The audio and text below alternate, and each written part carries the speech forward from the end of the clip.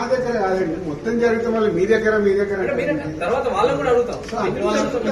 Process ఇందాక చెప్పాను కదా, 24 క్రాఫ్ట్స్ కు ఎలా స్పెండింగ్ చేస్తున్నారు, ఇప్పుడు మాకు ఏం చేయలేదు, ఇంత బడ్జెట్ అయింది, ఎలా స్పెండ్ చేస్తున్నారు, దే వాంట్ ఆల్ అకౌంట్స్.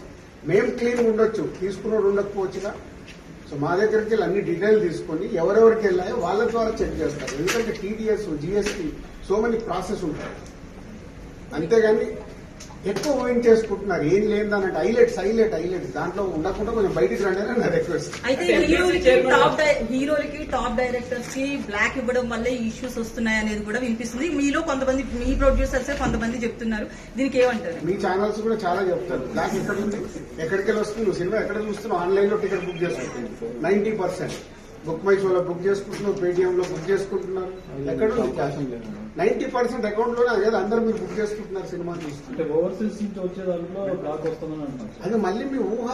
ఎవరికి రావాల్సిన స్టోరీలు ఎప్పుడు రాసుకుంటూనే ఉంటారు, ఎందుకంటే మీకు కూడా హైలైట్స్ కావాలి కదా, లేకుంటే కష్టంగా.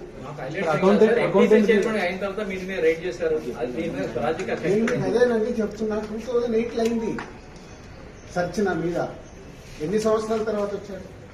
1, 2 ఓన్లీ నా మీదే అవుతే మీరు మాట్లాడేది రైట్.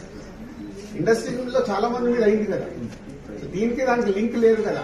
అదే అనవసరమైనది ఊహించుకొని లింక్ చేయకండి అని నా రిక్వెస్ట్. అసలు నేను ఆఫీస్కి వెళ్ళాను, మరి నాకు ఎవరైనా చెప్పాలి. రాజు గారు ఇంకొకటి, కలెక్షన్స్ మీద ఎక్కువ నెంబర్స్ వేయడం వల్లే ఇలాంటి తలపోటు కూడా వస్తుంది అనేది వినిపిస్తుంది. అది మొత్తం ఇండస్ట్రీ అంతా కలిపి మాట్లాడతాం, అది నేను ఇండివిజువల్ గా మాట్లాడకూడదు. అలాంటి ఏదైనా ఉంటే కరెక్ట్ చేయాల్సిందే, ఇండస్ట్రీ తరఫున కరెక్ట్ చేయాలి.